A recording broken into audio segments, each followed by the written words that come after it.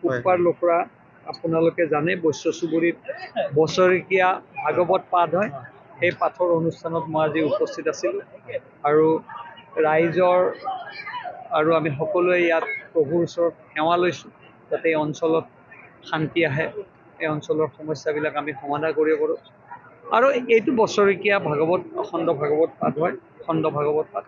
এই অনুষ্ঠানত উপস্থিত থাকিলেও বিশেষকৈ ভাল লাগিল। আজি ৰাইজৰ বিশেষকৈ ডেকাসকলে, যুৱসকলে পৰম্পৰাগতভাৱে যি কাপোৰ পিন্ধিব লাগে ধৰ্মীয়, সেই কাপোৰ পিন্ধি আজি ইয়াত সেৱা লৈছে আৰু এইটো খুব লক্ষণীয় বিষয় আৰু এইটো খুব ভাল যে যুৱ প্ৰজন্ম আজিকালি আমাৰ ধুতি পৰিধান কৰি ইয়াত সম্পূৰ্ণভাৱে তেওঁলোকে পৰম্পৰাগতভাৱে এই সাজ পৰিধান কৰি আজি ভাগৱত পাঠ অনুষ্ঠানত উপস্থিত আছে।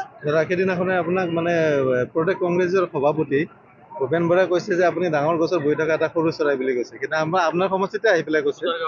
হয়, মই শুনিছোঁ। আমিতো সৰু মানুহ, আমি ডাঙৰ মানুহ কেতিয়াও হ'ব নোৱাৰোঁ, কাৰণ তেওঁলোকে ভাবে যে তেওঁলোক ডাঙৰ মানুহ। আমি ৰাইজৰ আগত আমি কেতিয়াও ডাঙৰ বুলি নাভাবোঁ। আজিও কৈছোঁ মই সঁচাকৈ সৰু মানুহ, যিহেতু ৰাইজে আমাক আগবঢ়াই লৈ গৈছে। কিন্তু ফলস্বৰূপে ভূপেন বৰা ডাঙৰীয়াহঁতে আজি 7টা নিৰ্বাচনত কেতিয়াও তেওঁলোকে জয় হ'ব নোৱাৰিলে। যোৱা পাঁচটা বিধানসভা সমষ্টিত তেওঁলোকৰ হাতত থকা চিটটো গুচি গ'ল।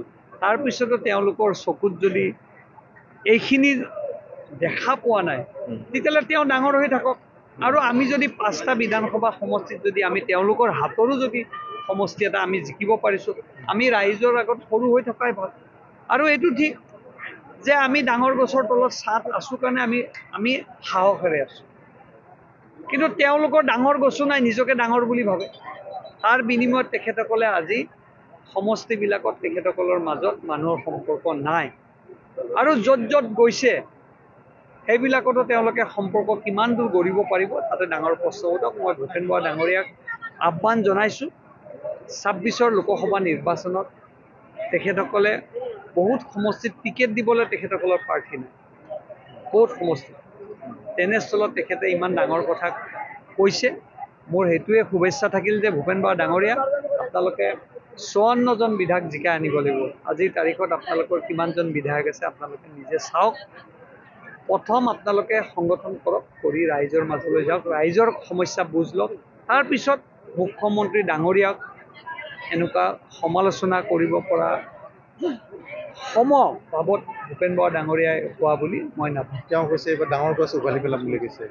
কোনোবাই কাৰোবাক উঘালিব পাৰিব নেকি? উঘালিব লাগিলে ৰাইজে উঘালিব। আৰু ৰাইজ আমাৰ লগত আছে, ৰাইজ মুখ্যমন্ত্ৰীৰ লগত আছে, কাৰণ মুখ্যমন্ত্ৰীয়ে দুখীয়া মানুহৰ কাৰণে দিনে নিশাই কষ্ট কৰিছে।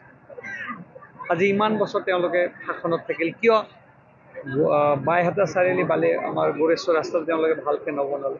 তেওঁলোকৰতো ইয়াত বিধায়ক আছিল 10 বছৰ, কিন্তু আপোনালোকৰ চকুৰ আগততো আজি ডাবল লাইনৰ ৰাস্তা হৈ আছে। এনেকুৱা গছক উঘালিবলৈ লাগিলে বাকী প্ৰশ্নটো ৰাইজৰ হাতত এৰিছোঁ, ৰাইজে ইয়াৰ সিদ্ধান্ত। পঞ্চায়ত নিৰ্বাচনৰ পৰিকল্পনা কেনেকুৱা? নাই, পঞ্চায়ত নিৰ্বাচনটো আমি এপ্ৰিলৰ পিছত হ'ব বুলি আমি আশা কৰিছোঁ, বিহুৰ আগে পিছে। আমি দেখিছে আমি লাগি আছোঁ, আপোনালোকেও দেখা পাইছোঁ। আপোনালোকে যেতিয়াই কিবা সমস্যাৰ কথা কয় আমি তততীয়াকৈ সমস্যাখিনি চেষ্টা কৰোঁ। আৰু সেইকাৰণে গণতন্ত্ৰৰ ৪ৰ্থ স্তম্ভৰ প্ৰতি আমাৰ সন্মান আছে।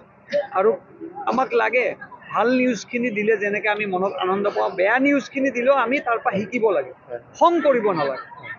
আৰু মই সদায় আপোনালোকৰ এই কথাখিনি মই অনুধাৱন কৰোঁ। যেতিয়াই আপোনালোকে গোৰেশ্বৰৰ সীমাত আপোনালোক থাকে, মোক কিবা এটা কথা আপোনালোকে কৈ চাই, মই কিন্তু পাৰা পৰিশ্ৰম এইটো কেতিয়াও পাৰ্চনেলি নলওঁ, কাৰণ এইটো ৰাইজৰ সমস্যাটো মই সমাধান কৰাৰ ক্ষেত্ৰত চেষ্টা কৰোঁ আৰু আপোনালোকৰ ৰাইজৰ সমস্যাই আঙুলিয়াই দিয়ে।